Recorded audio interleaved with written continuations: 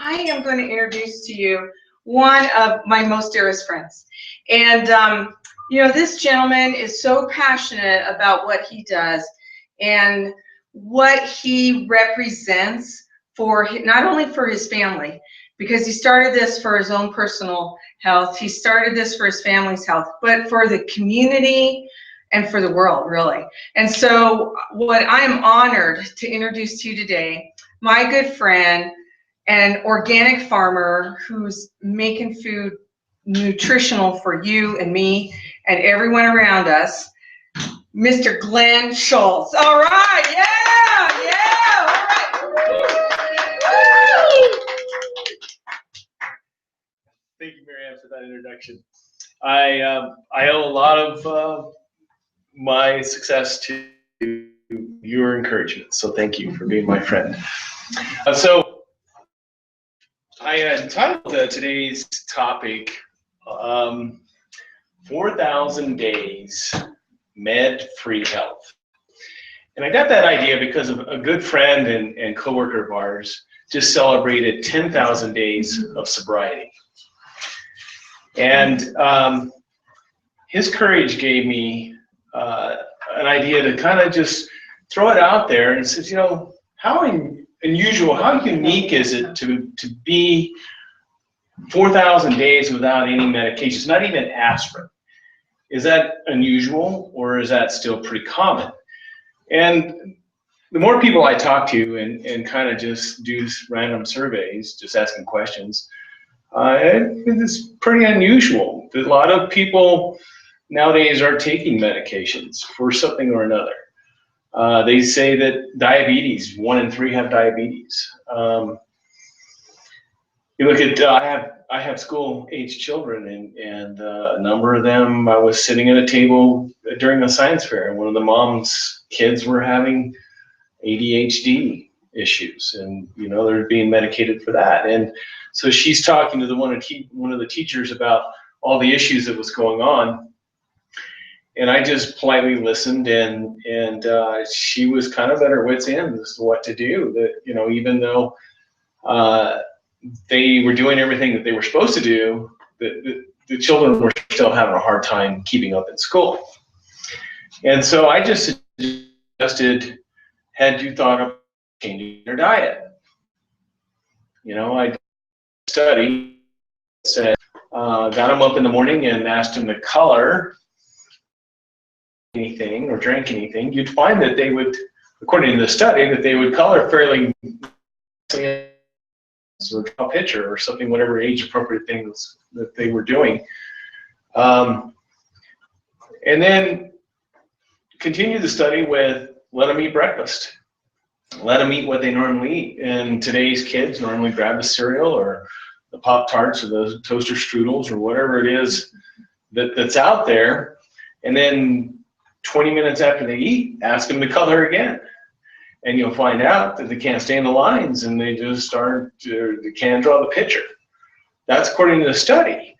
And it makes a lot of sense. So what's happening after they eat, we're sending them off to school, and then they're a little fidgety and they can't concentrate and stuff like that. And so diet has a big part of how we operate. So diet is really the reason for us to be in control of our health. So if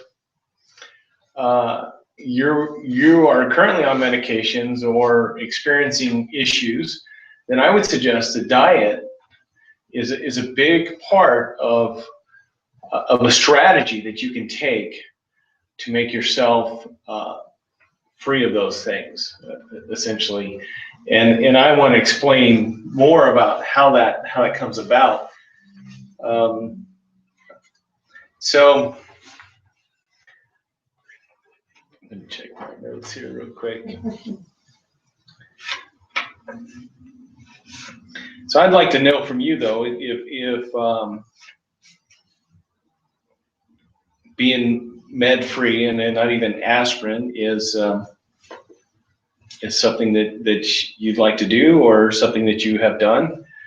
I'm going to tell my story, and and then share what I learned along the way. So when you calculate 4,000 days, it's roughly 11 years.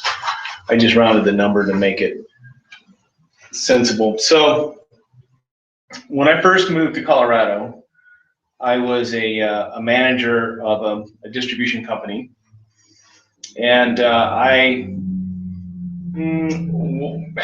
was living the life. I thought I was eating where I wanted to eat and playing and partying and doing all the things I wanted to do. But really, it consisted of I was eating at a lot of brew pubs and drinking a lot of beer, and entertaining customers because I had contractors as customers, and so that's kind of was a good match. However, over time, my health started feeling bad. Prior to that, though, I was suffering from, I had little shoe inserts because my feet hurt, and then I would get neck pains and back pains, and that would lay me up. And I always had a cold, always had flu, just typical stuff that happens to people. So, but when I started feeling bad enough, I said, well, I better go see the doctor about this, because I started seeing stars. So I was getting migraines, and then I was sitting in the office and I started seeing sparkles in front of my eyes. I'm like, well, this is kind of serious. So go to the eye doctor, and he checks the prescription, and nothing that he could do. And he says, you should probably go see a general practitioner. So I went to the general practitioner, and the general practitioner says, I want you to fill out this questionnaire. And I've told this story to a number of friends, and so I've gotten some interesting feedback on this. And the questionnaire was to determine a depression level. And I'm like, you're not going to ask me what I'm eating? You're not going to ask what my lifestyle is? You're going to check for depression. And so I answered 4 of the 10 questions in the affirmative, and they said, you've got a mild form of depression. That's what's wrong with you. Well, that's interesting. So then they gave me a prescription for, and I've kept it. And this is my proof for about 11 years. This is dated back clear to March 7th, 2001 was the last prescription I got from them. And then of a drug called Paxil. So I've told this story to a number of friends, and they're like, oh yeah, I got the same thing happen to me. Like, isn't that interesting? It's like, why didn't they ask me what I was eating or my lifestyle, or, check me in other areas? They did take my blood, and then they determined I did have high cholesterol as well. So cholesterol medication was prescribed. So I started taking these Paxils, and life really kind of got interesting at that point. And so interesting, and it's like, hey, this stuff, people are really doing crazy stuff on this, and maybe you don't want to be doing it. And so I took myself off of it. I said, I'm not taking these anymore. I'm gonna try something different. Well, a lot of things happened in between there, but eventually I got a call from the drug manufacturer of all people.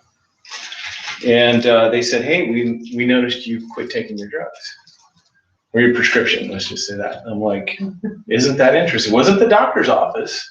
It was the guys who made it.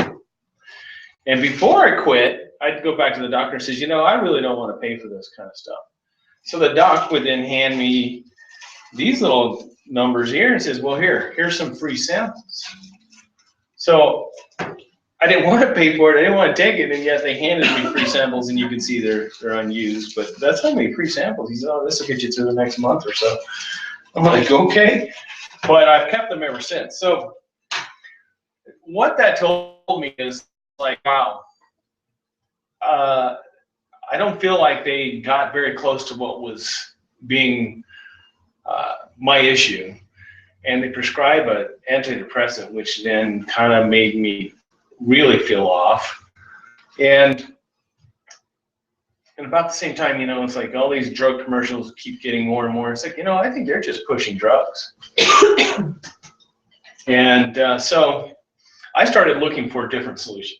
And at that point, all I had was just willpower. I'm just going to stop and do it. I wouldn't recommend anybody else do that, but I decided to start going to the gym. I started cleaning up my diet. And then I started looking into foods and like, oh, maybe I should start eating a little more organic. Started eating more organic. Ate organic for 6 years before I even got into the farming piece of it. And organic helped even me out. But it wasn't anything spectacular. Excuse me. So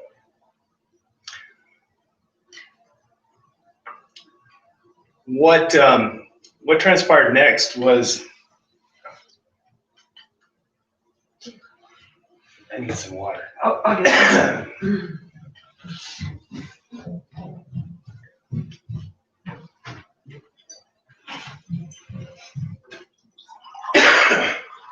Thank you very much. Oh,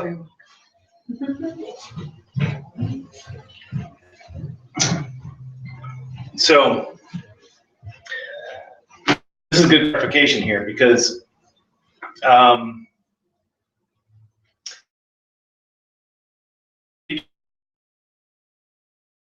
you have other methods to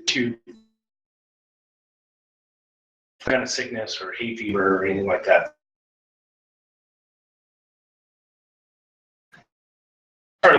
And really haven't been sick to the point where it's putting me in bed or anything since I've started this program. And which is fantastic. So I decided that what I was needing was to eat better foods and getting more exercise, because exercise was still being touted out there as what you needed to do. So I'm like, well, get a farm, grow my own food, and I'll get all the exercise I can stand.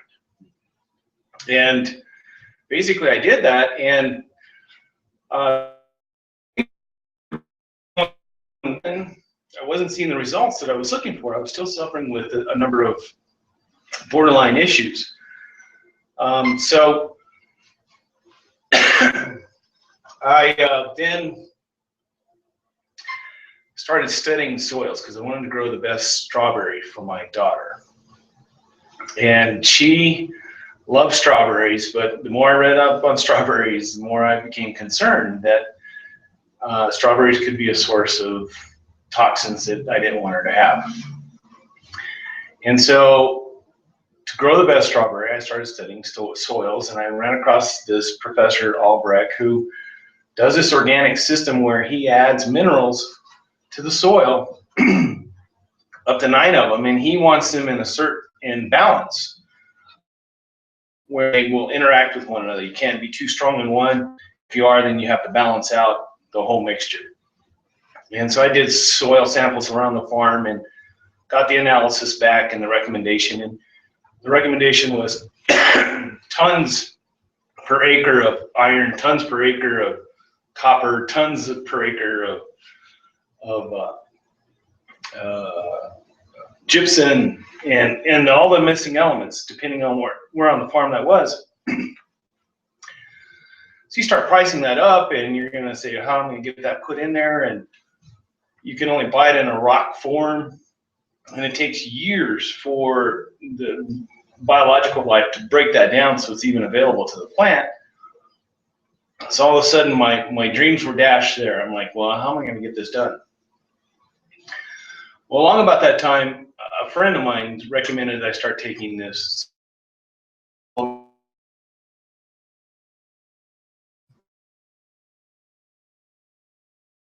vitamins. Up to that point, I was pretty much against vitamins and minerals. I was going to do it with food, and I know a lot of other farmers and other people out there that are really pretty strict on just eating organic in the hopes of that's going to get them by. But what I've learned since, and this is what I hope people to understand, is that it's going to take a little bit more than that to get this done. And the little bit more is actually much easier than eating all that organic. Now the organic has some benefits to it, and we'll go over that. But And it's a whole lot easier than being your own farmer, I can tell you that. But what it ends up being is that this supplement was replacing what was missing out of the food. And what was missing out of the food was essentially what was missing out of the soil. And so the one key thing to unlock all this was that plants don't grow minerals. So in order for a plant to have minerals in it, it must be in the soil, and it must be available to the plant in the soil. So if it's not available in the soil to the plant, then it's not in the plant, then it's not in the animal that ate the plant, or it's not in you if you ate the vegetation or the fruit.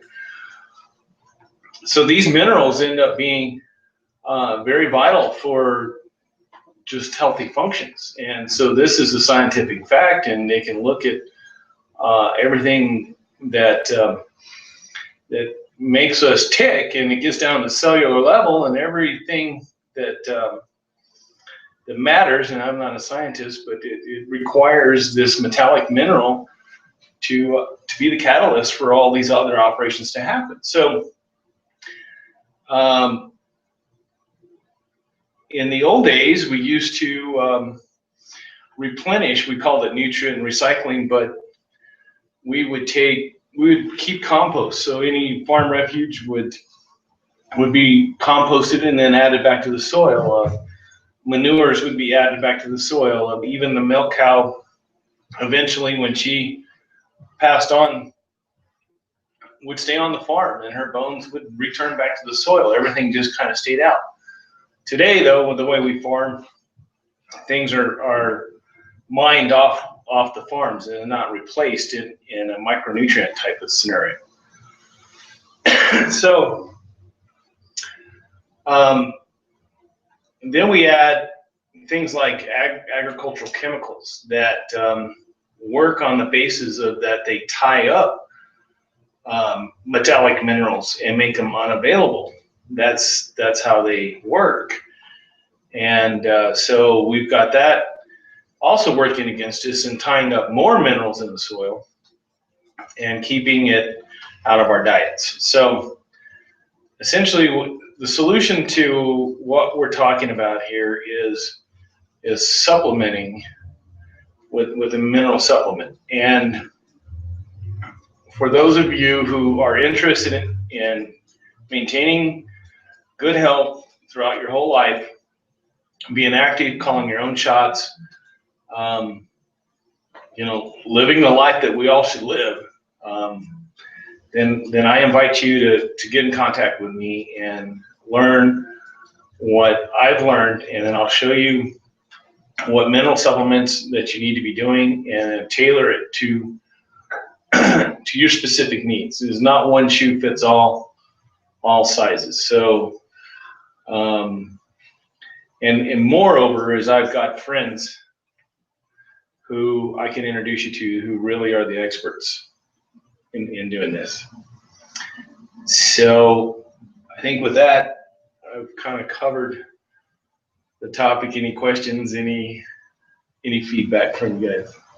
Well, Glenn, I've known you for several years, and you're kind of almost half of the person you were when I first met you. You've lost quite a bit of weight just changing your diets, just by utilizing, minerals and vitamins and eating organic. And so when people out in the world have, there's so many people that have not only health issues, but obesity or different, which brings on a whole bunch of other stuff. But what you talked about, how you were out in the corporate world, and because of the way you were working, you were eating a lot of bad food at brew pubs and stuff like that. So I had a gentleman one time and say, well, I try to eat healthy, but it's really hard.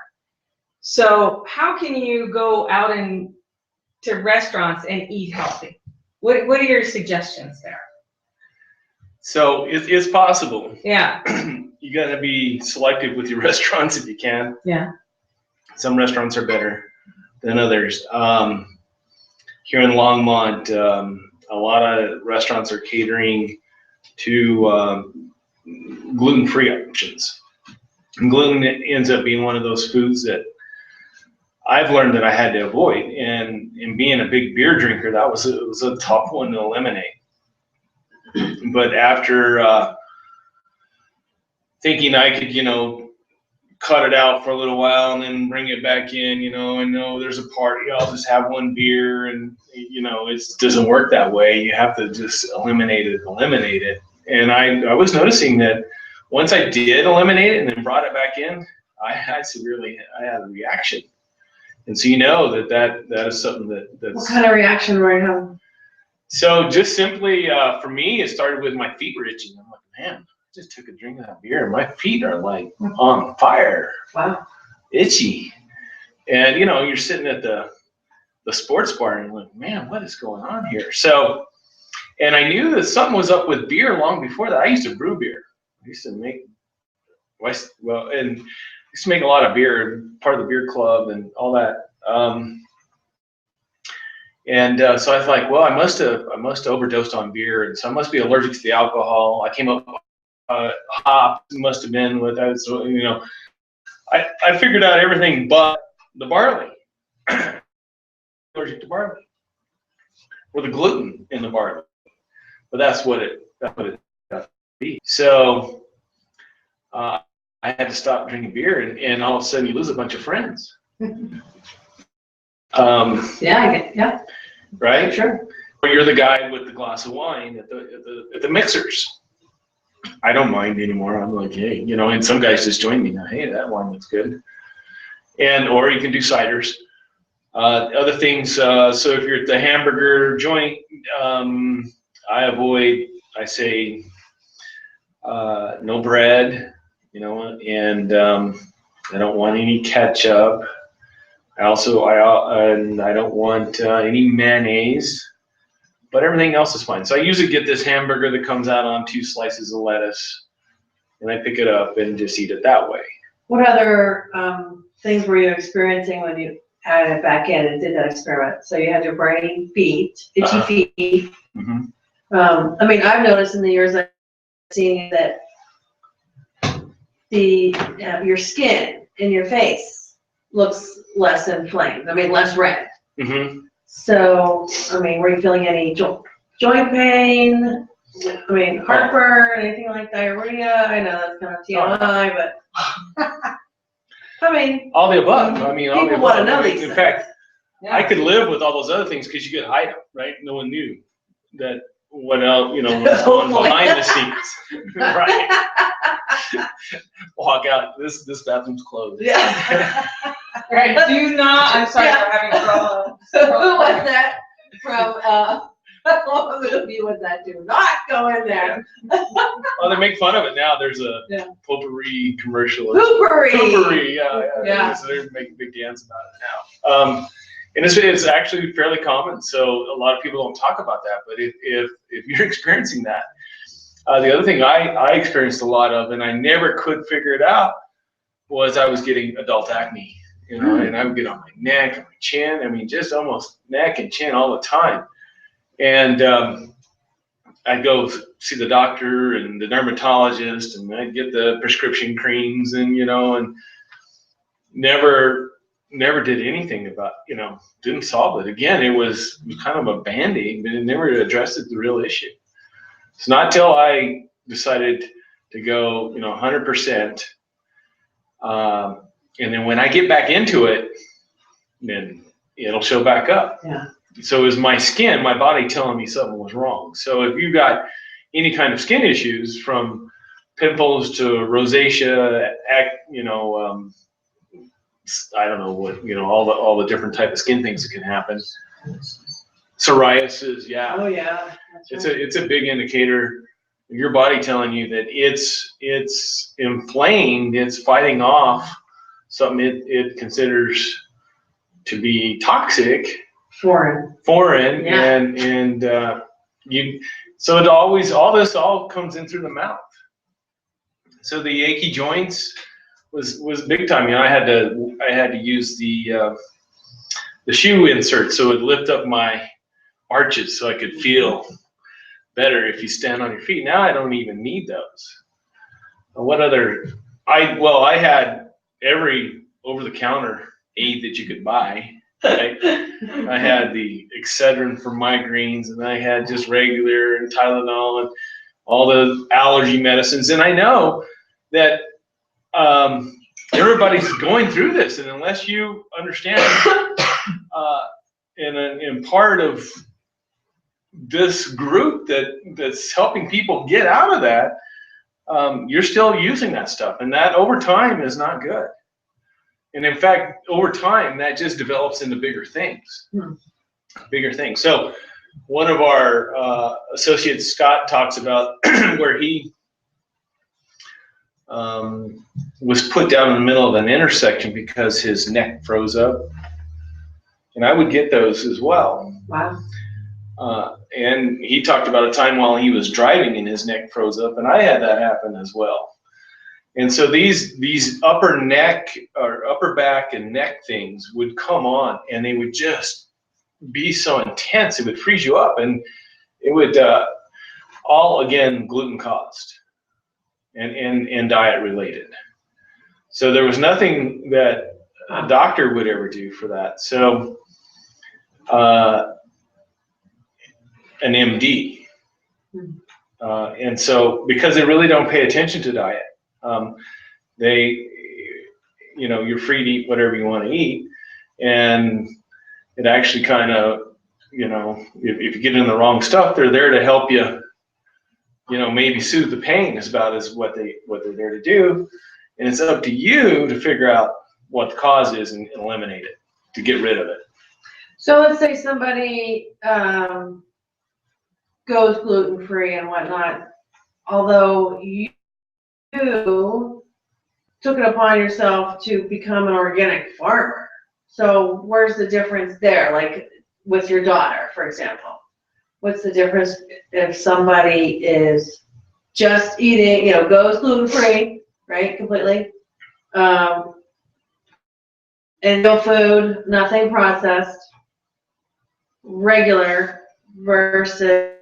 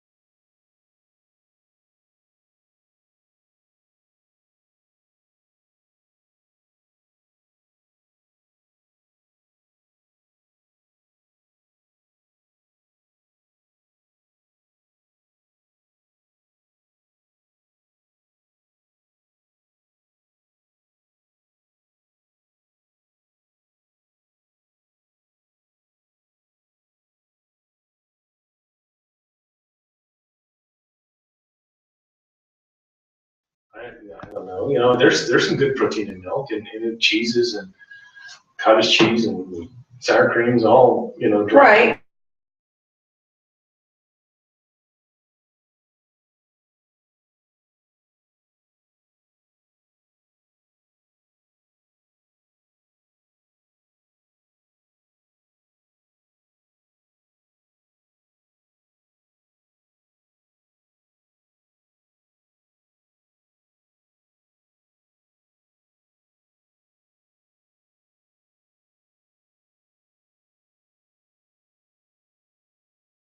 Drink it and the cats